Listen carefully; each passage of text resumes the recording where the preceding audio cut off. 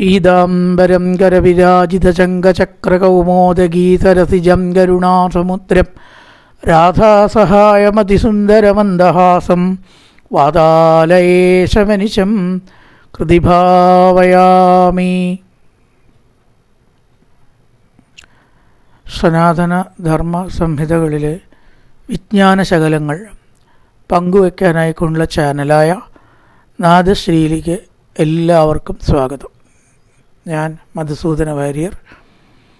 ഈ channel subscribe ചെയ്യാത്തവർ subscribe ചെയ്ത് സഹകരിക്കാൻ വിനീതമായി അപേക്ഷിക്കുന്നു. കപിലോപദേശത്തിലെ 4 ഭാഗങ്ങൾ നമ്മൾ പൂർത്തീകരിച്ചു. 5ാമത്തെ ഭാഗത്തിൽ പ്രിയരെ ധ്യാന യോഗത്തെക്കുറിച്ചാണ് ഭഗവാൻ അമ്മയായ ദേവഹൂതിക്ക് പറഞ്ഞു കൊടുക്കുന്നത്.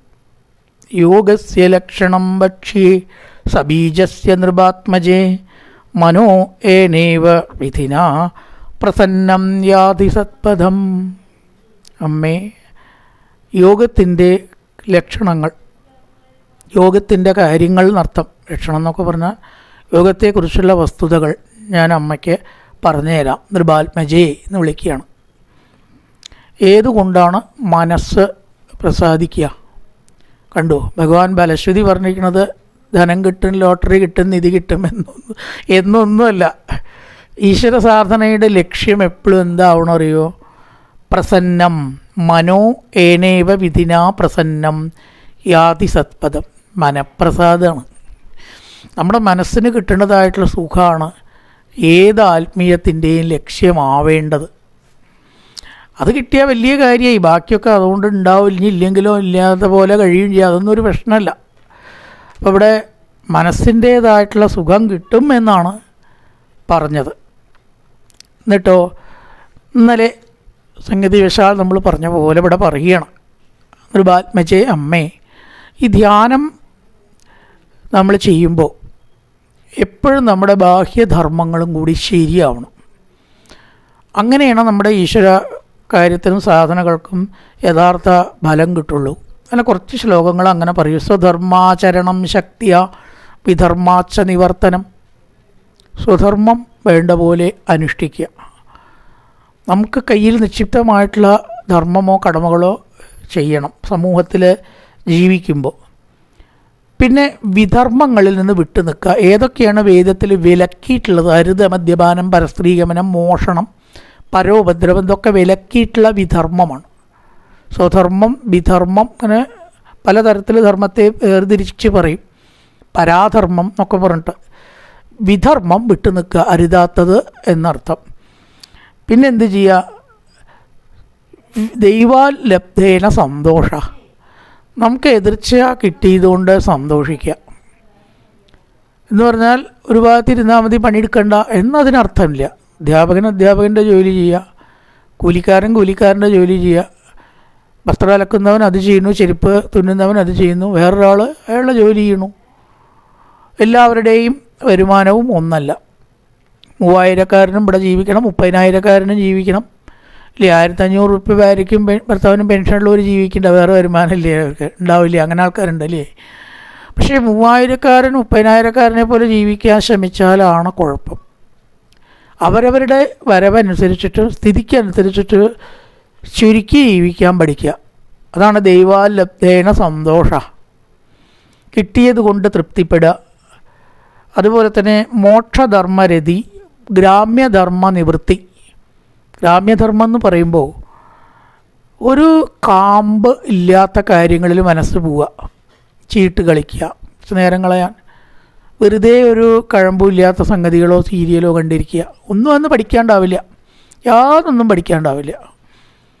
അത് കണ്ടിട്ട് മണിക്കൂർ കണക്കിന് കളയുക, ചൂത് കളിക്കുക, ചീട്ട് കളിക്കുക, ഇങ്ങനെയൊക്കെയുള്ളതിനെ മൊത്തത്തിൽ ഗ്രാമ്യധർമ്മ എന്ന് പറയും. ഗ്രാമ്യധർമ്മങ്ങൾ നേരം പോവാനല്ലാതെ ഒരു പ്രയോജനവും നമുക്ക് അതുകൊണ്ട് കിട്ടില്ല.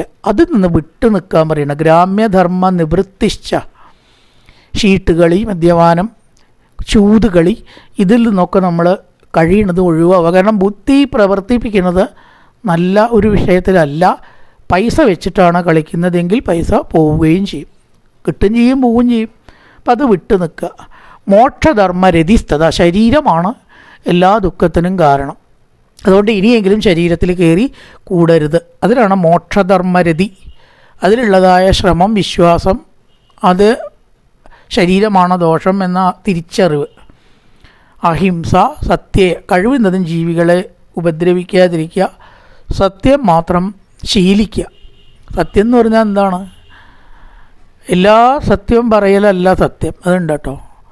സത്യം ബ്രൂയാത് പ്രിയം ബ്രൂയാത് ന ബ്രൂയാത് സത്യം അപ്രിയം. ഒരു സത്യം പറഞ്ഞതുകൊണ്ട് വെറും ദോഷമേ ഉള്ളൂ ചില സത്യം പറയണ്ടെന്നാണ്. എല്ലാ സത്യം പറഞ്ഞോളണമെന്നില്ല, പറയണതൊക്കെ സത്യമാവണമെന്നേ ഉള്ളൂ. ചില സത്യങ്ങൾ പറഞ്ഞില്ലാത്തതൊരു കുഴപ്പമില്ല, അത് അസത്യമല്ല. നുണ പറയരുത്, അത്രയേ ഉള്ളൂ. ചില സത്യങ്ങൾ മൂടി വെച്ചത് കൊണ്ട് കുഴപ്പമില്ല. അപകടമില്ലാത്ത അസത്യം, ഒരസത്യം കൊണ്ട് ഗുണമുള്ളൂ എന്ന് കൂട്ടുക, ആ ഒരു അസത്യം പറഞ്ഞുകൊണ്ട് കുഴപ്പമില്ല എന്നാണ്. എങ്ങനെ അങ്ങനത്തെ അസത്യങ്ങളുണ്ടോ? ഉണ്ട്. 80 വയസ്സായിട്ട് തൻ്റെ ഭാര്യ, തനിക്കാണെച്ചാൽ 86 90 ആവും ചെയ്തിരിക്കണു, ദീർഘായുസ് കൊടുത്തു ദൈവം. പിറന്നാൾ ദിവസം അമ്പലത്തിലൊക്കെ പോയി എങ്ങനെയൊക്കെയോ മുത്തശ്ശിയായിരിക്കണു, കവിളക്കൊട്ടി പല്ലൊക്കെ പോയി ഇങ്ങനെ വരികയാണ് ഭാര്യ. ഭർത്താവ് പറയണമെന്ന്, എന്നെ ഇപ്പം കണ്ടാണ്ടല്ലോ ആദ്യം നമ്മൾ കണ്ട പോലെ ഉണ്ടട്ടോ എന്നൊരു അസത്യമാണ് അല്ലേ. 80 വയസ്സായത് ആദ്യം കണ്ട പോലെ ഉണ്ടാവും. പക്ഷെ അതിങ്ങോട്ട് കേട്ടാൽ ആ സ്ത്രീക്ക് എന്തൊരു സന്തോഷമാവും. എന്താ ഇപ്പോൾ പിറന്നാളിന് ഉണ്ടാക്കേണ്ടത് തന്നെ ചോദിക്കും ഇല്ലേ. ആ ഒരു അസത്യം പറഞ്ഞതുകൊണ്ട് വല്ല കുഴപ്പമുണ്ടോ? അപ്പം അങ്ങനത്തെ അസത്യങ്ങൾ സത്യത്തിൻ്റെ ഗുണം ചെയ്യുക. ഇനി നേരെ തിരിച്ചെടുക്കുക, തിരിച്ചും നോക്കുക. കഷ്ടകാലത്തിന് ഒരാളുടെ മുഖം കണ്ടാൽ 4 കാലും വാലും ഉള്ളതിൻ്റെ മുഖഛായ സാമ്യം ചിലർക്ക് തോന്നും നമുക്കല്ലേ. മരത്തുമ്പോൾ കൂടെ ചാടുന്ന സാധനത്തിൻ്റെ മുഖം ഛായ ദുർലഭം ചിലർക്കുണ്ടാവും. ഇല്ല, ശരിക്കും പറയാച്ചാൽ താനൊരു ഹനുമാൻ്റെ ഭക്തനാനിക്ക് മനസ്സിലായി കേട്ടോ എന്ന് പറയാൻ പോണോ? കാരണം എന്തോ അയാളുടെ മുഖത്തിന് അങ്ങനെ ഒരു ഛായ ഉണ്ട്, അത് ആർക്കെങ്കിലും ഇഷ്ടാവും. തൻ്റെ മുഖം കണ്ടാൽ കുരങ്ങനെ പോലെ ഉണ്ടെന്ന് സത്യമായിരിക്കും, പക്ഷെ അത് പറയാൻ പോണ്ട. ഇതാണ് സത്യത്തിൻ്റെ അവസ്ഥ. ഒരു സത്യം കൊണ്ട് വെറും അപകടമുള്ളൂ വെച്ചാൽ ആ സത്യം പറയണ്ട. കുഴപ്പമില്ലാത്ത സത്യങ്ങളും പറഞ്ഞോളൂ. ഗുണമുണ്ടെങ്കിൽ, വേറെ ദോഷങ്ങളോ തനിക്കൊരു കാര്യസാധ്യത്തിനോ അല്ലാത്ത അസത്യം, അതുകൊണ്ട് ഒരാൾക്ക് സന്തോഷം മാത്രമേ ഉണ്ടാവുന്നുള്ളൂ, വേറെ ആർക്കും ദ്രോഹമില്ലെങ്കിൽ. ഇതൊക്കെ സത്യത്തിൻ്റെ ഒരു വശങ്ങളാണ്. സത്യം ബ്രൂയാൻ പ്രിയം ബ്രൂയാൻ ന ബ്രൂയാൻ സത്യം അപ്രിയം. അപ്രിയ സത്യങ്ങൾ പറയാൻ പോണ്ട എന്നും കൂടി ധർമ്മശാസ്ത്രത്തിൽ പറഞ്ഞിട്ടുണ്ട്. പിന്നെ കഴിയുന്നതും ശബ്ദം കുറച്ച് ഉപയോഗിക്കുക. മൗനം, ഏകാദശിക്ക് ശരിക്കും മൗനവ്രതം വേണം എന്നാണ്. 24 മണിക്കൂറെങ്കിലും ഒരു മാസത്തിൽ മൗനമായിട്ടിരിക്കുക. അങ്ങനെ ഒന്ന് ഇരുന്ന് നോക്കിയാണ്ടല്ലോ, മൗനം വ്രതം കഴിഞ്ഞാൽ നമുക്കൊരു ഉത്സാഹം വരാണ്ട്. അത് പറഞ്ഞറിയിക്കാൻ പറ്റില്ല കേട്ടോ, അനുഭവിച്ചവർക്കറിയാം. അത്ര ഊർജം നമ്മൾ കൺസർവ് ചെയ്യാൻ പറ്റുന്നുണ്ട്. എന്നാണ് മൗനം. പിന്നെ ആസനജയ, ചമ്രം പടിഞ്ഞ് നീണ്ട് നിവർന്ന് വളയ്ക്കാതെ ഇരിക്കാൻ പഠിക്കുക. ഇതൊക്കെ ധ്യാനത്തിൻ്റെ അംഗങ്ങൾ എന്ന് പറയും. ഇങ്ങനെയൊക്കെ ശീലിച്ചവർക്കേ ധ്യാനം പൂർണ്ണമാവുള്ളൂ, ധ്യാനം കൊണ്ട് കാര്യമുള്ളൂ, ധ്യാനം നടപ്പാവുള്ളൂ. ഈ വക ശീലങ്ങൾ ആദ്യം പറഞ്ഞിരിക്കുന്നത് അതിനാണ്. പ്രത്യാഹാരച്ചേന്ദ്രിയാണാം, ഏതൊന്നിൽ അധികധികം മനസ്സ് പോകുന്നുവോ അതിനെ പിടിച്ച് നിയന്ത്രിക്കാൻ. പണ്ടേ പറയും, ഒന്നിലും ഉള്ള അമിതഭ്രമം നന്നല്ല കേട്ടോ എന്ന്. പ്രാന്തെടുത്ത ഒന്നിൻ്റെ പിന്നാലെ പോയാൽ അപകടം ഉണ്ടാവും. അത് അധർമാശാലോ രാവണന് പറ്റിയത് അതാണ്. സീതയിൽ ആകൃഷ്ടയായി, വളരെയധികം സീതയുടെ സൗന്ദര്യം കണ്ട് ആസ്വദിച്ചു. സീതയെ തൻ്റെ രാജ്ഞിയാക്കാൻ എന്ന് പറഞ്ഞു. നീ ഇല്ലാതെ എനിക്ക് കഴിയില്ല എന്നൊക്കെ പറഞ്ഞു. ചിലർ പറയുന്നുണ്ട് അങ്ങനെയുള്ള ആസക്തിയൊന്നും രാവണൻ ഉണ്ടായിരുന്നില്ല, രാമനോട് പകരം വീട്ടാൻ വേണ്ടി മാത്രം കൊണ്ടുവച്ചതാണ്, അപഹരിച്ചതാണ്. അങ്ങനെയല്ല പറയണത്. സന്യാസി വേഷം വന്ന് അവിടെ പറയണ വാചകങ്ങൾ ശ്രദ്ധിച്ചു നോക്കൂ. സുന്ദരി, നിന്നിൽ ഞാൻ ആകൃഷ്ടയാണ്, നിനക്ക് ഞാൻ ദാസനാണ് എന്ന് പറഞ്ഞാൽ എന്താ അർത്ഥം? ആ സൗന്ദര്യത്തിൽ ആകൃഷ്ടനായിട്ടുണ്ട്. സീതയില്ലാതെ കഴിയുന്ന എല്ലാ ആഭരണങ്ങൾ കൊണ്ടുവന്നിട്ട് സീതയെ പ്രലോഭിപ്പിച്ചു. അങ്ങനെയുള്ള ഉദ്ദേശമില്ല വെച്ചാൽ അവിടെ ഇരുന്നോട്ടെ എന്ന് വെച്ചാൽ പോരെ, രാമൻ ബുദ്ധിമുട്ടിക്കോട്ടെ എന്ന് വെച്ചാൽ പോരെ. പ്രലോഭിപ്പിച്ചു, എത്രയോ സ്വർണ്ണാഭരണങ്ങളും കൊണ്ടുവന്നിട്ട് പെട്ടി തുറന്ന് പ്രലോഭിപ്പിച്ച് തൻ്റെ വശത്താക്കാൻ ശ്രമിച്ചു. തൻ്റെ കൂടെ കഴിയണം, നീ എൻ്റെ കിടക്ക പങ്കിടണമെന്ന് വരെ പറഞ്ഞു. ആ ആസക്തി രാവണനെ മുച്ചൂടും നശിപ്പിച്ചു. അതുകൊണ്ട് അങ്ങനെയുള്ള ഭ്രമം, പിടിച്ചാൽ കിട്ടാത്ത മനസ്സിൻ്റെ പ്രയാണം അപകടമാണ്, ശ്രദ്ധിച്ചോളൂ. അതിനാണ് പ്രത്യാഹാരം എന്ന് പറയുക. അതാണ് പണ്ട് കാശിക്ക് പോയി എന്നാൽ 2 കാര്യം ഉപേക്ഷിക്കണം എന്ന് പറയും. നമ്മളിപ്പോൾ കൈപ്പയ്ക്കും കാഞ്ഞിരക്കായും ഉപേക്ഷിക്കും, ഇനി അത് വേണ്ട കേട്ടോ, കാശിക്ക് പോയി വന്നതാ. കട്ടകാലത്തിന് ഇഷ്ടമല്ലാത്ത വിഭവം വിളമ്പിയാൽ ദേഷ്യപ്പെടും. ഞാൻ കാശിക്ക് പോയി വന്നാൽ അത് വിളമ്പണ്ടെന്ന് അറിയില്ലേ? ഈ ദേഷ്യപ്പെട്ടാൽ പോയി ഇത്ര കാശിക്ക് പോയി വന്ന ഗുണം. 2 കാര്യം ഉപേക്ഷിക്കാൻ പറഞ്ഞത് എന്താ അറിയോ? ദേഷ്യവും കാമവും ക്രോധം, ഈ 2 എണ്ണമാണ്. മനസ്സിൻ്റെ 2 ദോഷങ്ങൾ ഉപേക്ഷിക്കാനാണ് പറഞ്ഞത്. അത് ഉപേക്ഷിക്കാതെ ഏതെങ്കിലും വിഭവങ്ങളോ 2 കാര്യങ്ങളോ ഉപേക്ഷിച്ചിട്ട് കാര്യമില്ല. ഏതിനോട് ആസക്തി ഉണ്ടോ അത് ഉപേക്ഷിക്കണം. ഉപ്പോ ഇല്ലാത്തൊരാൾക്ക് കഴിയാൻ പഞ്ചസാര മധുരത്തിനോട് അത്യാസക്തിയാണ്, നീ ഞാൻ മധുരം കൂട്ടില്ല, അത് ഒരു കുഴപ്പമില്ല. അങ്ങനെയുള്ള ഇന്ദ്രിയങ്ങളെ ഇങ്ങോട്ട് പിടിക്കുക, അങ്ങോട്ട് പോകുന്ന ഇന്ദ്രിയങ്ങളെ കടിഞ്ഞാനിട്ട് പിടിക്കുന്നതിനെയാണ് പ്രത്യാഹാരം എന്ന് പറയുന്നത്. ഏതിലേതിൽ അധികം ആസക്തിയുണ്ടോ അത് നിയന്ത്രിച്ച് പഠിക്കുക. പ്രത്യാഹാരചേന്ദ്രിയാണ്. ഇത്രയും കാര്യങ്ങൾ പറഞ്ഞിട്ടാണ് ഭഗവാൻ ധ്യാനത്തിലേക്ക് കടക്കണത്. സാധാരണ ധർമ്മങ്ങൾ വേണ്ട പോലെ അനുഷ്ഠിക്കാത്തവർക്ക് ഈശ്വരധ്യാനം കൊണ്ടോ ആത്മീയ സാധന കൊണ്ടോ ഗുണം കിട്ടില്ല. ഇതൊക്കെ വേണം. ആരോഗ്യചിട്ട ഭക്ഷണ കാര്യങ്ങളിൽ മിതത്വം പാലിക്കുക. തോന്നിയ പോലെ കഴിക്കുകയല്ല, അതിനൊക്കെ അളവ് വെച്ച് കഴിക്കുക. നല്ല പറഞ്ഞു, മിതം ഭുക്ത്വ, പകുതി ഭക്ഷണമേ പാടൂ, 1/4 ഭാഗം വെള്ളം, 1/4 ഭാഗം ഒഴിഞ്ഞു കിടക്കണം. ഇങ്ങനെയുള്ള ചിട്ടകൾ പാലിച്ച് തൻ്റെ ശരീരത്തിന് ഏത് പറ്റും നോക്കിയിട്ട് ആ ഭക്ഷണം മാത്രം വേണ്ട അളവ് കഴിക്കുക. ഈ ചിട്ടകൾ യുക്താഹാര വിഹാരസ്യ യുക്തചേഷ്ടസ്യ കർമ്മസു എന്ന് ഗീതയിൽ പറയുന്നത്. ആഹാര വിഹാരാദികളിൽ വ്യായാമം വേണം. വ്യായാമം വേണ്ട ദിക്കിൽ അത് കൂടിയേ കഴിയൂ. യുക്തചേഷ്ടസ്യ കർമ്മസു, അവന് യോഗം എല്ലാ ദുഃഖങ്ങളും എല്ലാ ദുഃഖങ്ങളുടെയും ഹന്താവായിട്ട് തീരുന്നു. ധ്യാനം അപ്പം നല്ല ധർമ്മങ്ങൾ അനുഷ്ഠിച്ചിട്ടേ ധ്യാനിച്ചാൽ പറ്റുള്ളൂ, വെറുതെ ഇരുന്ന് ധ്യാനിച്ചളയാം എന്നല്ല പറഞ്ഞത്. ഇത്തരം കാര്യങ്ങൾ പ്രാണായാമവും വേണം. അത് ഒരു ശരീരത്തിൽ നാസികാദ്വാരത്തിൽ കൂടെ ശ്വാസം വലിച്ചെടുത്ത് അതിൻ്റെ ഇരട്ടി സമയം ശ്വാസകോശത്തിൽ നിർത്തി അതിൻ്റെ ഇരട്ടി സമയം മറുനാസികാദ്വാരത്തിൽ കൂടെ പുറത്തേക്ക് വിടുന്നതിനെ ഒരു പ്രാണായാമം എന്ന് പറയും. പിന്നെ തിരിച്ച് ചെയ്യണം. ഏറുന്നതിൽ കൂടിയിട്ടാണ് പുറത്തേക്ക് വിട്ടത്, അത് കൂടെ അകത്തേക്ക് എടുക്കുക, അകത്തേക്ക് എടുത്തതിൽ കൂടെ പുറത്തേക്ക് വിപരീതം ചെയ്യുക. ഇങ്ങനെ പല പ്രാവശ്യം അങ്ങോട്ടും ഇങ്ങോട്ടും വിപരീതമായിട്ടും ശ്വാസനിയന്ത്രണം നടത്തുന്ന ഒരാൾക്ക് തൻ്റെ ഞരമ്പുകളെ മുഴുവനും ശുദ്ധീകരിക്കാനും എനർജി ഉണ്ടാക്കാനും കഴിയും. എനർജി അല്ലെങ്കിൽ ഊർജ്ജം ഭക്ഷണത്തിൽ നിന്നാണ് കിട്ടുന്നത് എന്ന് ചിലർക്കൊരു തെറ്റിദ്ധാരണയുണ്ട്.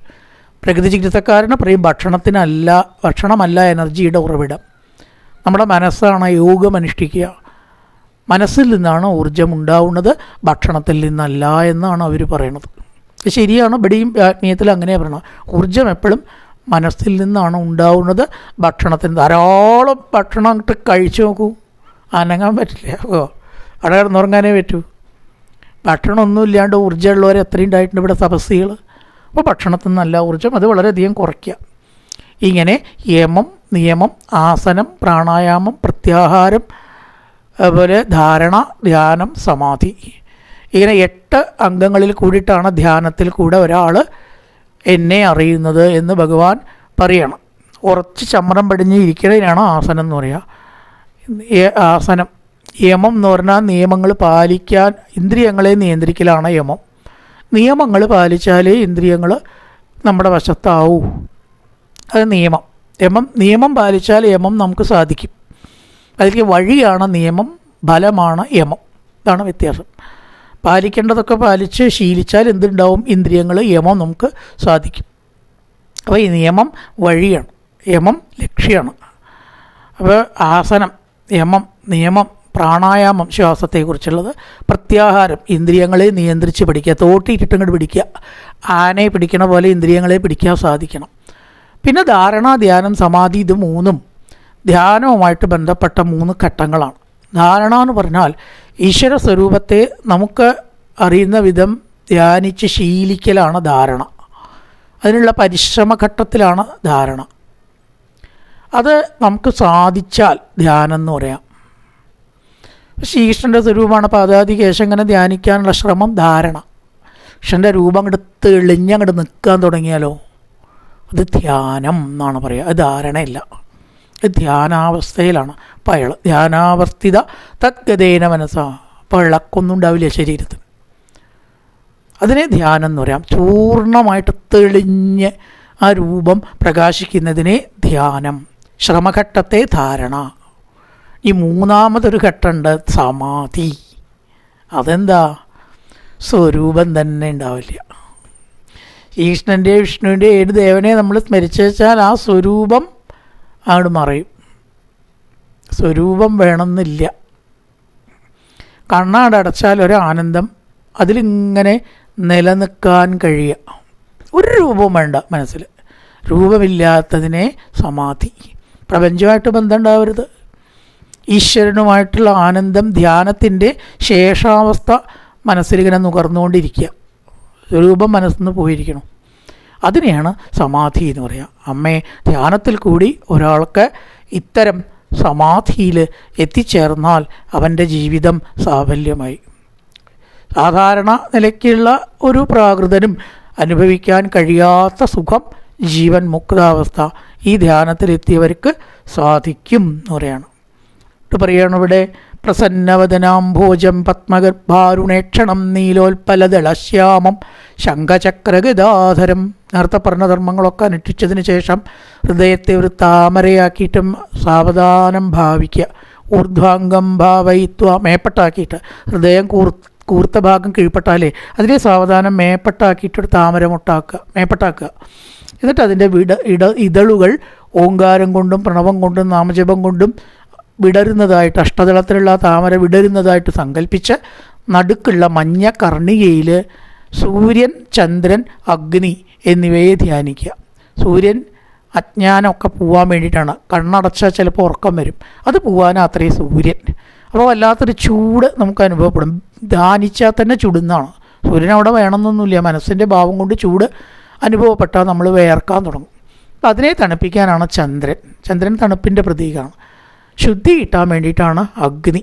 എന്നിട്ട് എൻ്റെ നടുവിൽ അമ്മേ ഭഗവാൻ പറയുകയാണ്, എൻ്റെ മനോഹരമായിട്ടുള്ള സ്വരൂപം പാദാദി കേശവും കേശാദി പാദവും ധ്യാനിച്ച് ശീലിക്കണം എന്ന് പറയണം. പിന്നെ കുറേ ശ്ലോകങ്ങളുടെ അതിനെപ്പറ്റി വിസ്തരിച്ചിട്ട് നമുക്ക് പറയേണ്ട എങ്ങനെയാണ്. സഞ്ചിന്തയത് ഭഗവത ചരണാരവിന്ദം വജ്രാങ്കുശ ദശ സുദർശനലാഞ്ചനാട്യം. സ്വരൂപം ഗീതയിൽ വർണ്ണിച്ചിട്ടില്ല. സാധകൻ്റെ ഇഷ്ടത്തിന് വിട്ടുകൊടുത്തിരിക്കുകയാണ്. ഇവിടെ വൈഷ്ണവായതുകൊണ്ട് അത് പറഞ്ഞിട്ടുണ്ട്. വജ്രം, അങ്കുശം, തോട്ടി, താമര മുതലായ ചിഹ്നങ്ങളോട് കൂടിയ മനോഹരമായിട്ടുള്ള പാദപത്മങ്ങൾ ധ്യാനിക്കുക. ചിലമ്പ് അണിഞ്ഞിട്ടുള്ള പുറവടി, മഞ്ഞപ്പട്ട്, ശംഖ, ചക്രം, ഗദ, താമരപ്പൂവ് ഇവ അടങ്ങിയ കൈകൾ, വനമാല, മാറിടം, മനോഹരമായിട്ടുള്ള വയറ്, അതുപോലെ തന്നെ തോൾവളകൾ, കിരീടം, മനോഹരമായിട്ടുള്ള മുഖം, കണ്ണ്, മൂക്ക്, ചുണ്ട് മുതലായിട്ടുള്ളത്, മനോഹരമായിട്ടുള്ള കവിൾത്തടത്തിൽ ചെവിയിലണിഞ്ഞതായിട്ടുള്ള കുണ്ടലങ്ങളുടെ പ്രഭയോടുകൂടിയ, പിന്നെ സമൃദ്ധമായിട്ടുള്ള മുടി. ഈ ക്രോപ്പ് ചെയ്യണ സിസ്റ്റം പണ്ട് പുരുഷന്മാർക്കും ഉണ്ടായിരുന്നില്ല. സ്ത്രീകളും മുടി വളർത്തും, പുരുഷന്മാരും മുടി വളർത്തും. മുടി വെട്ടിയാൽ ശിക്ഷിക്കണതിന് തുല്യം, അപമാനിക്കണതിന് തുല്യം എന്ന് അവരുടെ മുടി വെട്ടിയിരുന്നില്ല. അതുകൊണ്ട് ഭഗവാന് സമൃദ്ധമായിട്ടുള്ള മുടി ഉണ്ടായിരുന്നു. വർണ്ണനയിലൊക്കെ കാണാം. സഹസ്രകുന്തളം എന്ന അവതാരക്കരയിൽ പറയില്ലേ, വിശാപരിഷ്വക്ത സഹസ്രകുന്തളം, സമൃദ്ധമായതും നീളമായതുമായ മുടി. പിന്നാപ്പുറത്തേക്ക് സമൃദ്ധമായിട്ടങ്ങനെ അങ്ങനെ ഇട്ടിരിക്കുന്ന, വേർപെടുത്തിയിട്ടിരിക്കുന്ന ആ മുടികൾ, ഇടതൂർന്ന മുടി ഉണ്ട്. അപ്പോൾ ഇതും മനോഹരമായിട്ടുള്ള കിരീടവും കവിൾത്തടത്തിൽ ശോഭിക്കുന്ന കുണ്ടലങ്ങൾ. ഇങ്ങനെ പാദാദി കേശവും കേശാദി പാദവും ധ്യാനിച്ച് ആ ധ്യാനാണ് ഉറച്ച് കുറെ കഴിയുമ്പോൾ ഈ സ്വരൂപം തന്നെ വേണമെന്നില്ല. അതിൻ്റെ അപ്പുറത്തുള്ള സമാധി സുഖത്തിലേക്ക് എത്തും. അവിടെ സ്വരൂപത്തിന് പ്രസക്തിയില്ല. കണ്ണാണ്ടടച്ചാൽ കിട്ടുന്ന ആനന്ദാവസ്ഥയിൽ യോഗി ഇങ്ങനെ ഇരിക്കുക സാധകൻ. അമ്മേ, അതാണ് പരമസമാധി. സ്വരൂപം ഇല്ലാത്ത അവസ്ഥയിലാണ് പരമസമാധി. ആ പരമസമാധി ഒരിക്കലും അനുഭവിച്ചാൽ പിന്നെ വീണ്ടും വീണ്ടും അനുഭവിക്കാനുള്ള വ്യഗ്രത സാധകനുണ്ടാവും. അത്ര സുഖമാണത്. അത്യന്തം സുഖമശ്നുതേ, ഗീതയിൽ അത്യന്തം സുഖമശ്നുതേ, അതിനേക്കാളും ഒരു സുഖമില്ല, കണ്ടുപിടിച്ചിട്ടില്ല ഇന്ന് വരെ. അതനുഭവിച്ചാൽ പിന്നെ ആർക്കെങ്കിലും വേണ്ടെന്നുണ്ടാവുമോ? അത്യന്തമായിട്ടുള്ള സുഖം. വീണ്ടും വീണ്ടും സാധകൻ അതിന് ശ്രമിക്കുന്നു. ഒരു ഘട്ടത്തിൽ അട്ടൈശ്വര്യ സിദ്ധി അണിമ മഹിമ ലഹിമ ദൂരെ നടക്കണ കാര്യങ്ങൾ ഇവിടെ ഇരുന്ന് കാണുക, ഇങ്ങനെ കൈ കാണിച്ചാൽ അതിൽ സാധനങ്ങൾ വിചാരിച്ചത് ഇങ്ങോട്ട് ഉണ്ടാക്കുക. ദൂരശ്രവണം, അവിടെയുള്ള ശബ്ദങ്ങൾ ഇവിടെ ഇരുന്ന് കേൾക്കാം. മൈക്കോ ഫോണോ വേണ്ട, ടി വിയോ മറ്റു കാര്യങ്ങളോ വേണ്ട, അവിടെയുള്ളത് കാണാൻ ഇല്ലേ. അണിമ മഹിമ ലഹിമ പ്രാകാശ്യം, മറ്റൊരു ശരീരത്തിലേക്ക് പ്രവേശിച്ച് അയാൾ അനുഭവിക്കുന്ന സുഖദുഃഖങ്ങൾ അനുഭവിക്കാനുള്ള കഴിവ്, ഏറൊരാളെ നിയന്ത്രിച്ച് നിർത്താനുള്ള കഴിവ്. അവിടെ നിൽക്കുക എന്ന് പറഞ്ഞാൽ പിന്നെ ഇയാൾ വിചാരിക്കണം അവിടെ നിന്ന് പോണച്ചാൽ തടഞ്ഞ് അവിടെ നിർത്താൻ പറ്റും. അതാണ് ഈശിത്വം. ബശിത്വം, ഒന്നിനോടും ചേർച്ചയില്ലായ്മ. അമ്മേ, ഇത്തരം അട്ടൈശ്വര്യ സിദ്ധികൾ സാധകന് ധ്യാനം കൊണ്ട് സ്വായത്തമാക്കാം. പക്ഷേ ഉദ്ധവന് ഭഗവാൻ പറഞ്ഞു കൊടുക്കണു, പലതരത്തിലും സന്ദർഭത്തിൽ പറഞ്ഞു കൊടുക്കണു, ഈ സിദ്ധികൾ പ്രയോഗിക്കരുത്. പ്രയോഗിച്ചാൽ നമ്മൾ ബാറ്ററി ചാർജ് ചെയ്താൽ ആ ചാർജ് പോകണ പോലെ ഉപാസിച്ചതിൻ്റെ ഫലം പോവും. പലരും അങ്ങനെ പറ്റണവരുണ്ട്. സിദ്ധി കൊണ്ട് കസരത്ത് കാണിച്ചവന് മുക്തിയില്ല. വീണ്ടും ഇതിൻ്റെ ഫലം കഴിഞ്ഞാൽ അവന് ഇവിടെയൊക്കെ ജനിച്ച് ഈ ക്ലേശങ്ങൾ മുഴുവൻ അനുഭവിക്കണം. അപ്പോൾ ഭക്തൻ അത് വേണ്ട. അതുകൊണ്ട് ഭക്തനോ സിദ്ധനോ കൂടുതൽ ഉയരത്തിൽ സിദ്ധനല്ല, ഭക്തനാണ് എന്നാണ് ഭഗവാൻ പറയുന്നത്. സിദ്ധികൾ പ്രയോഗിക്കാത്തവനാണ് കേമൻ. പ്രയോഗിക്കുന്നവൻ രണ്ടാം തരക്കാരനാണ്. രണ്ടാം തരം മൂന്നാം തരക്കാരനായിട്ട് അവൻ താഴ്ന്നു. കാരണം ഈ ജനനമരണങ്ങളൊക്കെ അവന് വീണ്ടും എടുക്കണം. അതുകൊണ്ട് അമ്മേ, എതിർച്ചയാ വരുന്ന സിദ്ധികളെ പ്രയോഗിക്കുകയല്ല ബുദ്ധി, അതിനെ അവഗണിച്ച് വിടണം. അല്ലേ, പണ്ട് നദി കിടക്കുന്ന സമയത്ത് രാമകൃഷ്ണ പരമഹംസരുടെ ഒരു ശിഷ്യൻ പറഞ്ഞു, ഞാൻ നദി വെള്ളത്തിൻ്റെ മുകളിൽ കൂടെ നടക്കാൻ പഠിച്ചിട്ടുണ്ട്, ഗുരുനാഥൻ എൻ്റെ തോളിൽ പിടിച്ചോളൂ, നടത്തിയിട്ട് അങ്ങോട്ട് എത്തിക്കാമെന്ന് പറഞ്ഞു. തോണിയൊന്നും വേണ്ട. അപ്പം അദ്ദേഹം ചീത്ത പറഞ്ഞു, ഇത്രയും ഉപാസിച്ചിട്ടുള്ള ശക്തി നീ ഇവിടുന്ന് അങ്ങോട്ട് കിടക്കാനാണോ ഉപയോഗിക്കുക? ഇത് 4 തോണിക്കാരന് കൊടുത്താൽ സാധിക്കുന്ന കാര്യമുള്ളൂ. പക്ഷേ എൻ്റെ ഉപാസിച്ച ശക്തി എത്ര കാലം മെനക്കെടണം, ഇതൊന്നും ശരിയല്ല എന്ന് പറഞ്ഞു എന്ന് കേട്ടിട്ടുണ്ട്. അതുകൊണ്ട് സിദ്ധി പ്രയോഗിക്കൽ ബുദ്ധിയുള്ള ലക്ഷണമല്ല. ഭക്തനാണ് സിദ്ധനേക്കാൾ മീതെ. ഭക്തനിവിടെ ജനിക്കേണ്ട, സിദ്ധനോ വീണ്ടും ഇവിടെ ജനിക്കണം എന്നാണ് ഭഗവാൻ പറഞ്ഞു കൊടുക്കുന്നത്. ആ സാധകൻ ഈ ലോകത്തിൽ ഏറ്റവും ഉയർന്ന നിലയിലെത്തുന്നത് സിദ്ധികൾ പ്രയോഗിക്കാതെ ഇരിക്കുമ്പോഴാണ്, സിദ്ധികൾ പ്രയോഗിക്കുന്നതിലല്ല. അങ്ങനെ പ്രപഞ്ചത്തിലുള്ളത് മുഴുവനും ഞാനാണ് എന്ന ഭാവത്തിലേക്ക് പരമസമാധിയിലെത്തിയിട്ടുള്ള യോഗി ഉയരുന്നു. അമ്മേ, ഇതൊക്കെ വളരെ പൂർവ്വപുണ്യം കൊണ്ട് മാത്രം സാധിക്കുന്നതാണ് എന്ന് പറഞ്ഞിട്ട് ധ്യാന സബീജ രീതിയിലുള്ളതായിരിക്കുന്ന ധ്യാനത്തെ ഭഗവാൻ ഉപസംഹരിക്കുകയാണ്. തുടർന്നാവട്ടെ എത്ര തരത്തിലുള്ള ഭക്തിയുണ്ട് എന്ന് പറയണം. അത് മറ്റൊരു ഭാഗത്തിൽ നമുക്ക് നോക്കാം. കായേന വാചാ മനസേന്ദ്രിയർവാ ബുദ്ധ്യാത്മനാ വാ പ്രകൃതേ സ്വഭാവാൻ കരോതി യദ്യത് സകലം പരസ്മൈ നാരായണായേതി സമർപ്പയാമി. ഓം പൂർണ്ണമദ പൂർണ്ണമിദം പൂർണ്ണാത് പൂർണ്ണമുദച്യതേ പൂർണ്ണസ്യ പൂർണ്ണമാദായ പൂർണ്ണമേവാവശിഷ്യതേ. ഓം ശാന്തി ശാന്തി ശാന്തി. ഹരി ഓം ശ്രീ ഗുരുഭ്യോ നമഃ. ഹരി ഓം.